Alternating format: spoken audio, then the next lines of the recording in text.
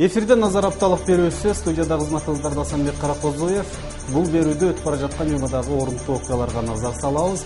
Алгач бул чыгарылышта. Июнь окуяларында дайынсыз жоголгон 28 адамга арналып эстелик тургузулду. Саламун алал мурсалин валхамдулиллахи раббил аламин. Көгүлтүр отко ылайыкташтырылып жасалган шаардагы 23 бала бакчада тамак ашты очокко жасап жатышат. Жашылдандыруу жана көркөндүрүү чарбасы тарабынан топтолгон ошо отундун запасын бөлүштүрүп берип атабыз.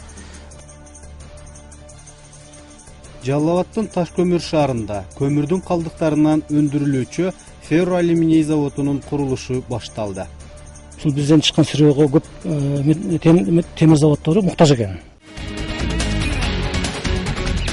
Азыр берүүбүздүн башында өтүп бара жаткан жумадагы окуяларды камтыган жума хроникасына назар салыңыздар.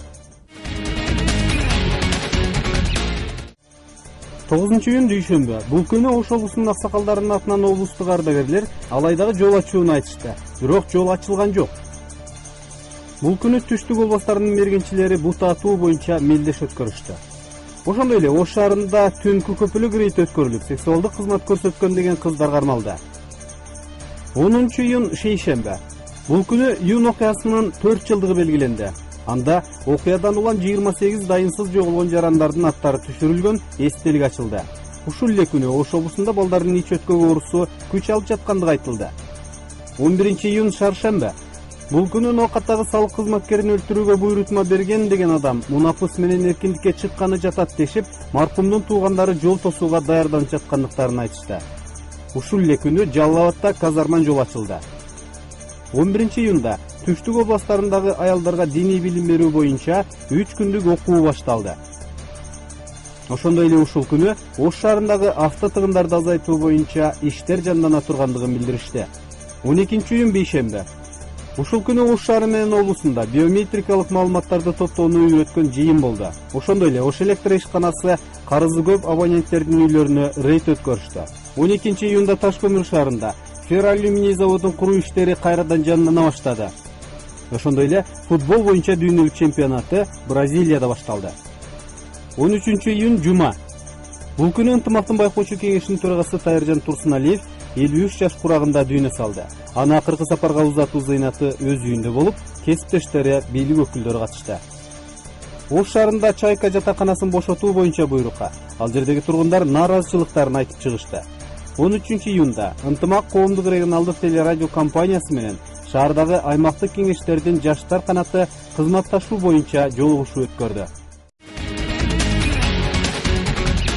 Берүүбүздү баштайбыз. Бул чыгарылышта сотторду тандоо кеңешинин айланасындагы маселелерге кеңирээк токтолобуз. Сотторду тандоо кеңешинин мүчөлөрүнүн жоопкерчилигин күчөтүүгө багытталган мыйзам долбоор жогорку кеңеште талкууланды.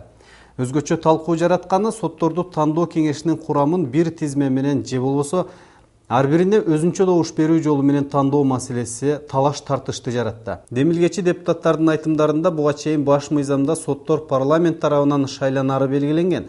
Бирок аларды кайра чакыртып алуу нормасы камтылбай калгандыгы айтылган. Мындан улам кылмыш жоопкерчилиги келип чыкканда анын талапкерлигин көрсөткөн фракцияга кайра чакыртып алууга укук берилип жатат.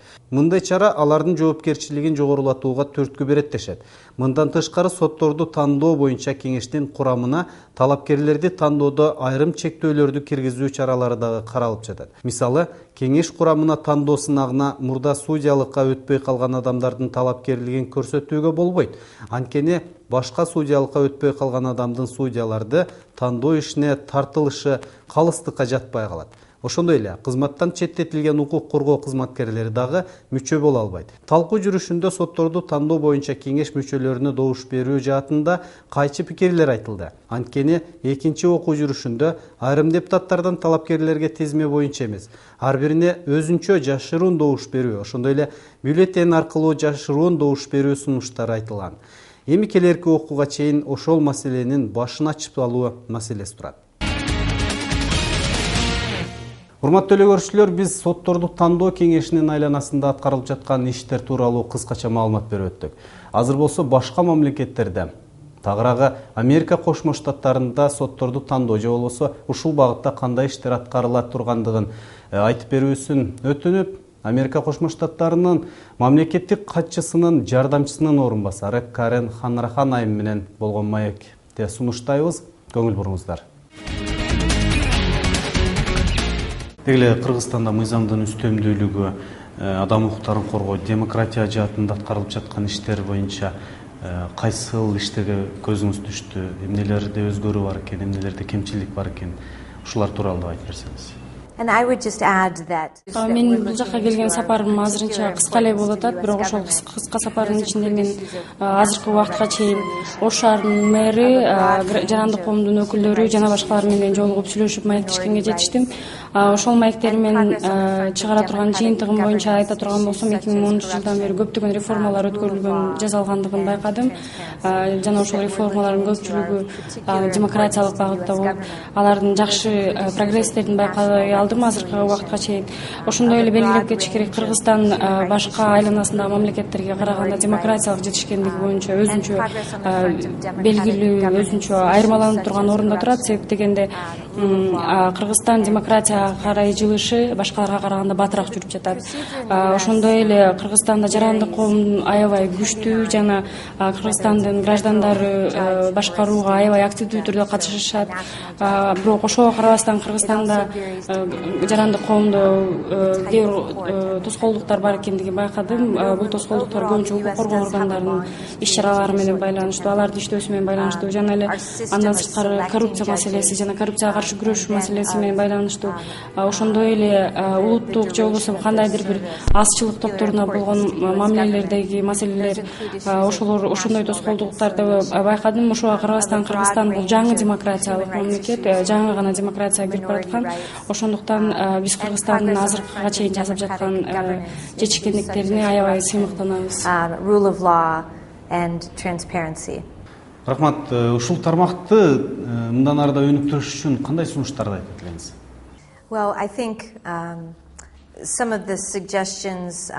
Мен бере турган сунуштардын биринчиси бул маселе боюнча улуттар аралык ынтымакташтыруу маселеси боюнча көбүрөөк активдүү көңүл бурууну сунуштайт элем. Себеп дегенде ошол улуттар аралык жанагы тынчсыздыктар болуп өткөндөн кийинки калган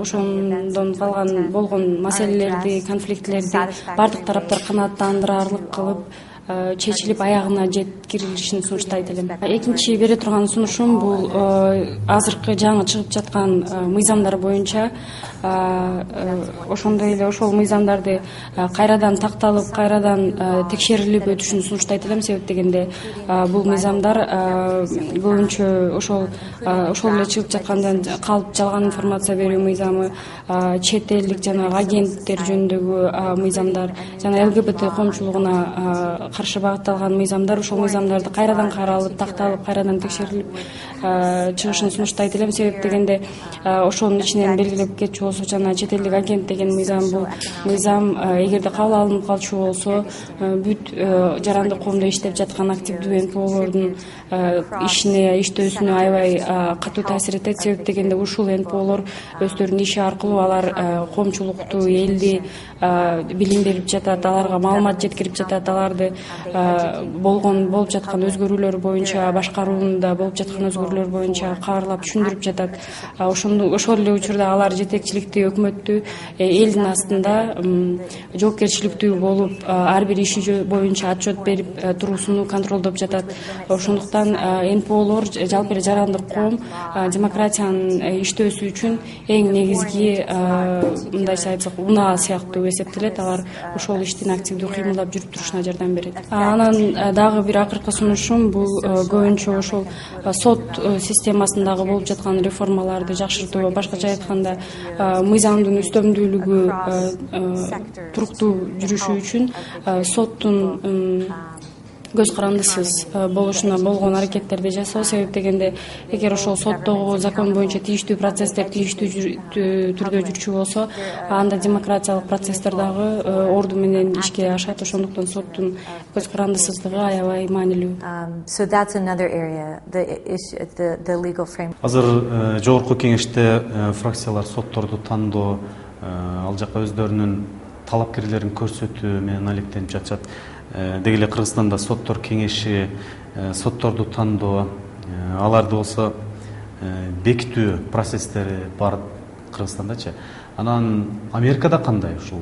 So far in my short time here, meeting with the mayor, Америкадагы соттордун белгилениши же болбосо кандай должность кызматка орундалышы бул федералдык сотко же жергиликтүү штаттын сотуна ошого жараша процедуралар өзгөрүп өзүнө жараша болот. Себеп дегенде федералдык соттор Америкада билесиздер, көп жылдан бери Америка өздөрүнүн сотторунун көз карандысыздыгы менен белгилүү. Соттор дайыма мамлекеттин өкмөттөн көз карандысыз. Федералдык сотко белгиленген соттор алар көбүнчө өмүрүнүн аягына чейин кызмат кылышат. Себеп дегенде алар көз карандысыз, аларды эч ким иштен чыгарып сала албайт, кызматтан алып сала албайт. Ошондуктан алар өмүрүнүн аягына чейин иштеп келишет. Бул деген эми жанагы текшерүү, контролдоо жана баланста кармоо системасына ылайык. Ошондой эле эгерде федералдык сотто кандайдыр бир бош орундар болсо, бош кызматтар болсо, президенттин администрациясы өзүнүн кандидаттарын ошол орунга сунушташы мүмкүн. Бирок ал деле Конгресс тарабынан кайра каралып, аягында Конгресс тарабынан бекитилиши керек. Ошондон кийин гана алар ошол кызматтарга орундала алышат. Бирок кайра эле ошол эле текшерүү жана баланстоо системасына ылайык жасалат. And I think there've been great strides made here, but there's room for progress. Рахмат маегиңизге, урматтуу Карен айым, Кыргызстанга хуш келипсиз дейли дагы бир жолу. Өтүп бара жаткан жумада июнь окуясынын 4 жылдыгы белгиленди. Ага карата Ош окуясынан дайынсыз жоголгон 28 адамдын аты түшүрүлгөн атайын эстелик тургузулду. Ал энелердин көз жашы монументалдык эстелигинин жанына жайгашкан. Эстеликтин ачылышына дайынсыз жоголгон жарандардын жакындары, Кыргыз Республикасынын вице-премьер-министри, Ош шаарынын мэри, өкмөттүн Оштогу өкүлчүлүгүнүн жетекчилери катышты. Эскерүү иш-чарасы энелердин көз жашы эстелигинин алдында өтүп, алгач курман болгондордун арбагына багышталып Куран түшүрүлдү. Wassalamun alal mursalin walhamdulillahi rabbil alamin. Окуяда дайынсыз жоголгондорго арналып 28 адамдын аты жөнү жазылган бешик формасындагы эстелик тактайча да ачылды. Жок дегенде ушул аты заты калсын деп мына ташка чегерип жазылып көрдүңүздөр. Күбө болдуңуздар. Дайынсыз болсо дагы келип, Куран түшүрүп, ушул жерге келип, эстеп, өзүнүн баягы аталык, энелик мээримин ушул жерде кыйлап өзүнүн бугун чыгарып кетишет. Биз ыраазычылык билдиребиз бардыгыңыздарга. Кок алаңдын 4 жылдыгына карата шаардын бир катар аймактарында июнь окуясынан жабыркагандар кан чыгарып, кудай өткөрүштү. Алардын катарында Разакова 18-үйүнүн жашоочулары да бар. Демилгени эки улуттун өкүлдөрү бирдей колго алып, баары жигердүү катышышты.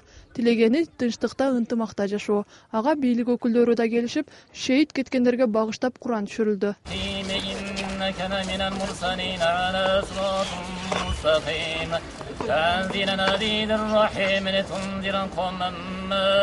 Мындан сырткары тургундар провокацияга алынган элди өз убагында токтотуп, аянычтуу абалга жеткирбей сактап калган көч түзүмдөрүнө ыраазычылык билдиришти. Ордун артынан тура калып, жетекчи катары столдо жердей отуруп албай, ордун артынан тура калып, бизге бала кичинекей болгонуңарды биз чоң рахмат. Бул шаардагы Касымбекова 3-А үйү 2012 жылы июнь окуясынан жабыркагандарга берилген. Мында 40 патир бар. Анын жарымында кыргыз, жарымында өзбек улутунун өкүлдөрү жашайт. Эки улуттун ымаласы жакшы. Той топурду биргеликте өткөрүшөт. Бир подъезде эки өзбек, эки кыргыз берген. Ден рождения, мындай балдарына той болсо бири-бири чакырымдай немелерди тез окутуп турабыз. Айт деген болот, курбан айт деген болот, ошо өлгөн күндү белгилөө болот. Курман болгондорду эскерип Куран окутуп жаткан кошуналар орунун айынан төшөктө жатып калган 80 жаштагы Шадамхан энени да унутта калтырбай даярдаган тамак аштан ооз тийгизүү үчүн алып келишти. Бул биринчиси эмес. Ар дайым жакшылык жамандыкта эстеп турат дейт кошуналарына ичи жылган эне.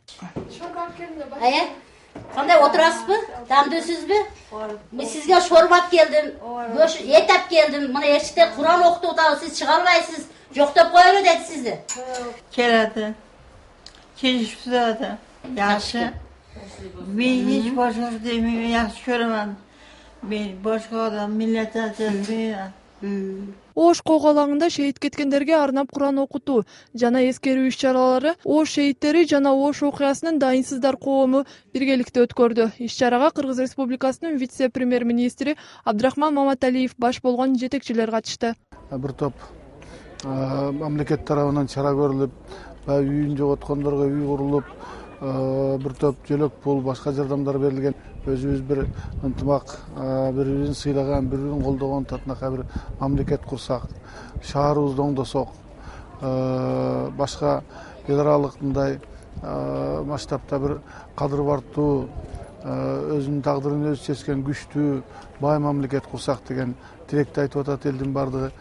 Шаарда бүгүн ошол Куран окутуу аз эме 4 жерде белгиленген, ошол 4 жерде тең ошол Ош окуясынан каза болгон жарандарыбызды эскерип Куран окутуп атабыз. Белгилей кетсек, июнь окуясы мындан 4 жыл мурун ушул күнү катталган эле. Азыр эл ушул окуя кайра кайталанбай, ынтымакта, тынчтыкта жашасак деген пикирде. Назгүл Ахуунова, Азам Бузриков, Ынтымак. Учурда Ош шаарында газ жоктугунан улам бала бакчалардагы абалы оорулоду. Анткени газга ылайыкташтырылып жасалган шаардагы 23 бала бакчада тамак ашты очокко жасап жатышат. Газдын качан берилиши алигиче белгисиз. Бала бакчалардын абалы менен таанышалы. Ош шаарындагы номер 36 балакай балдар бакчасында тамак аш көгүлтүр от токтотулгандан бери отун менен даярдалат. Анткени ашканасынын басымдуу бөлүгү газ менен жасоого ылайыкташтырылган. Андан улам имараттын айланасындагы бак дарактардан отун жасап иштетүүгө аргасыз болушкан. Бирок ал да түгөнүп калган. Акчага сатып алууга каражат жок. Ансыз да 2 жолу ата-энелер фондунан түшкөн акчага отун алдырышкан. Эми кантет экенбиз деп баш катырышууда. Аталган бала бакчада учурда 350 бала бар. Күнүнө 3 жолудан тамак бышырылат. Акчамыз ашынга жетишмей атпыз. Hiç. Yetişken mahalimiz alып келбеді зайдышымыз. Отун чөп бизге. Уну түгәттик мана жакып. Оз бир неделеде 5 күн ишлесек, 5 күндө чакан отун кетип бардым азыр бизге. Учурда шаарда газдын ордуна отун пайдаланган 23 бала бакча бар. Барында эле ушул көйгөй. Отунга талап жогору.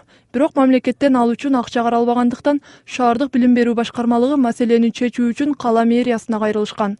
Анан биз шаардык билим берүү башкармасы менен байланышсак, мындай мүмкүнчүлүгү бар. Ошол отун жагып балдарга тамак даярдоо мүмкүнчүлүгү бар.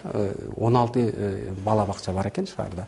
Алардын тизмесин алып, ошол жана сиз айткан жашылдандыруу жана көрктөндүрүү чарбасы тарабынан топтолгон отундун запасын бөлүштүрүп берип атабыз. Азыр бөлүп мына кече жума күнү өткөн жума күнү мындай тапшырма берилди.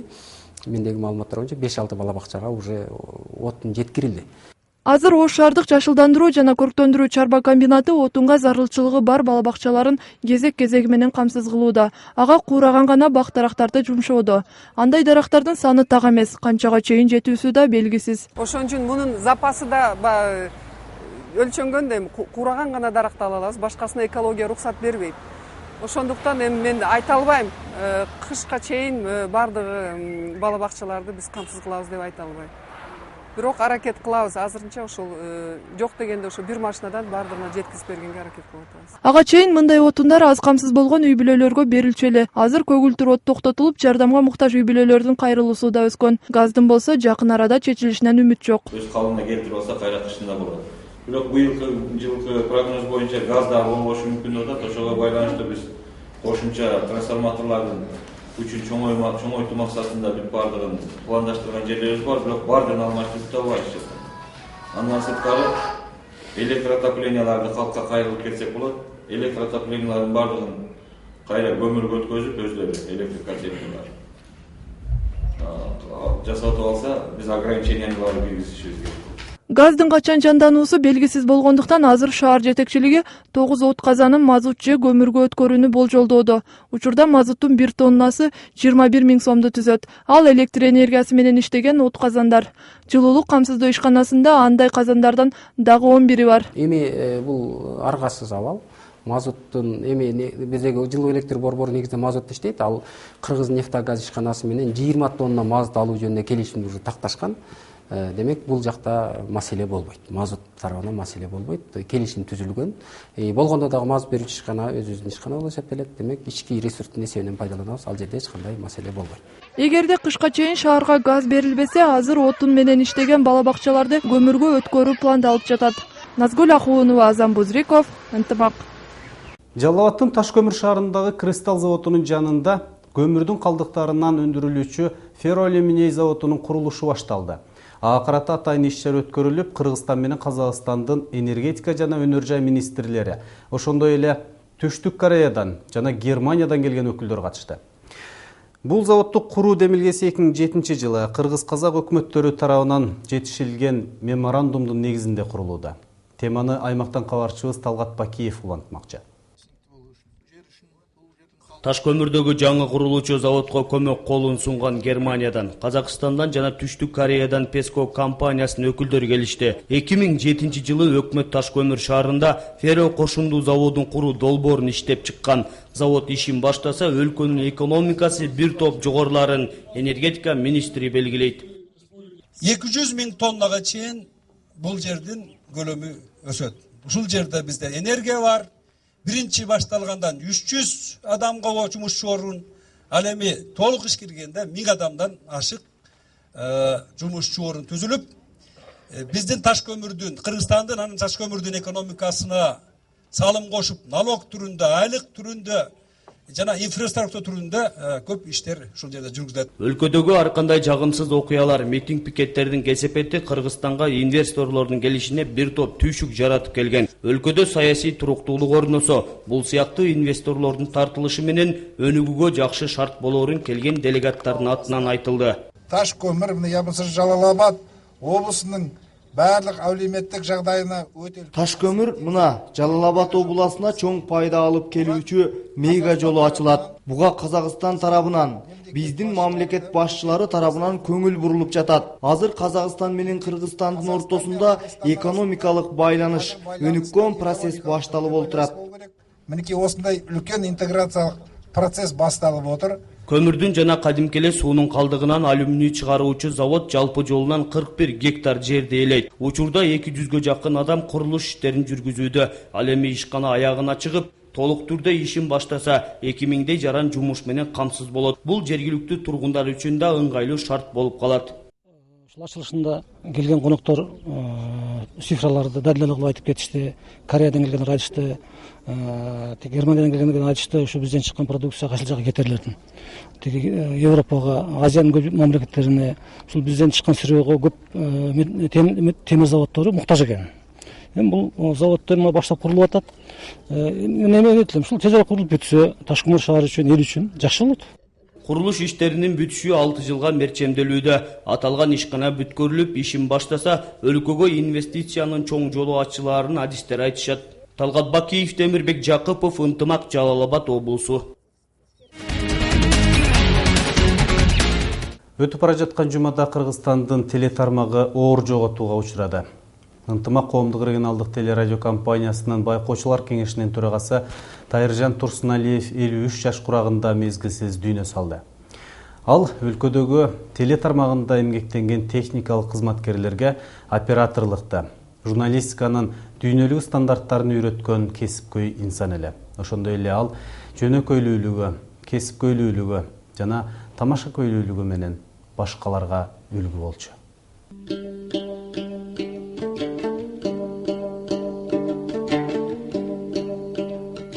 Тайыржан Турсуналиев 1961 жылы 23 июнда Ош облусунун Жапалак айылында туулган. Алгач Кыргыз телевидениясынын Ош студиясында, Ош ТВда эмгектенген. Ошондой эле Түштүк аймагындагы эле эмес, республикалык телеканалдардын техникалык кызматкерлерин даярдоого чоң салымын кошкон. Аны акыркы сапарга узатуу зыйнаты бүгүн өзү туулган айылы Жапалакта болду. Бул инсан бир айкөл, Ана достары да белгилеп кетти, кесиптештери белгиледи.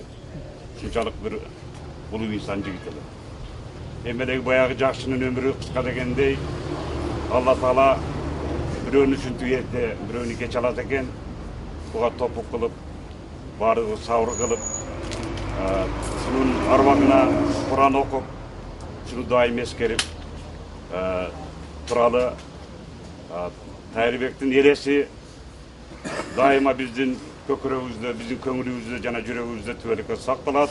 Тайыржан Турсуналиев өлкөбүздүн түштүк аймагында алгач ирет түзүлгөн Толкун телеканалынын техникалык жаатын негиздеген. Андан соң Ош ТВ, азыркы ЛТР телеканалында алгачкылардан болуп эмгектенген. Өлкөбүздүн түштүгү Ош, Жалал Абад, Баткен областарындагы ачылган бардык телеканалдарга анын кошкон салымы чоң.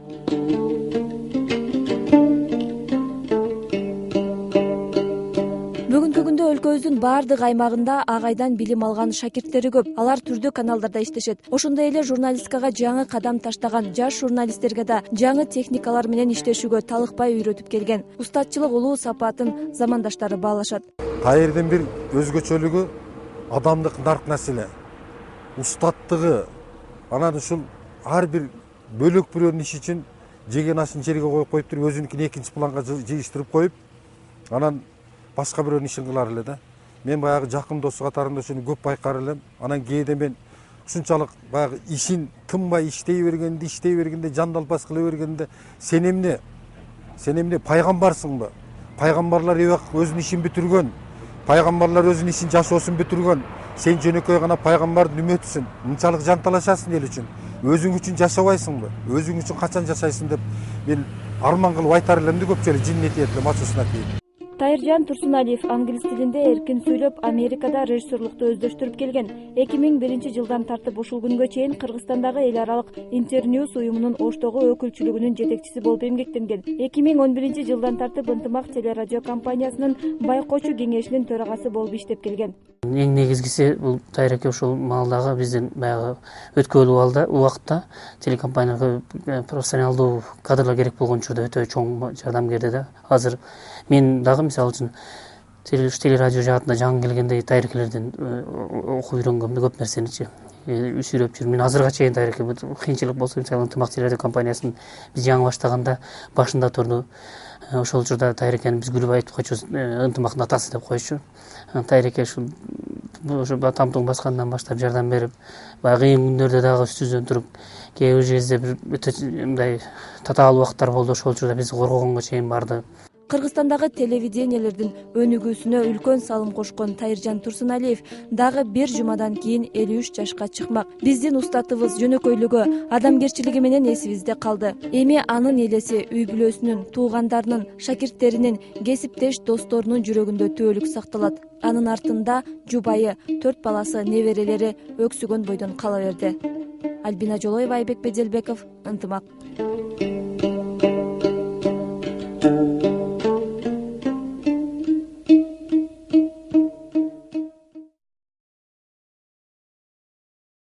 Ушуну менен берүүнү соңуна чыгарабыз. Назар апталык берүүсүн эфирге мен Асанбек Каракозоев даярдап алып чыктым. Мага кесиптешим Азан Бузырыков жардам берди. Ынтымактын кабарчылары окуялардын өнүгүүсүнө көңүл буруп назар салып турат. Саламатта калыңыздар.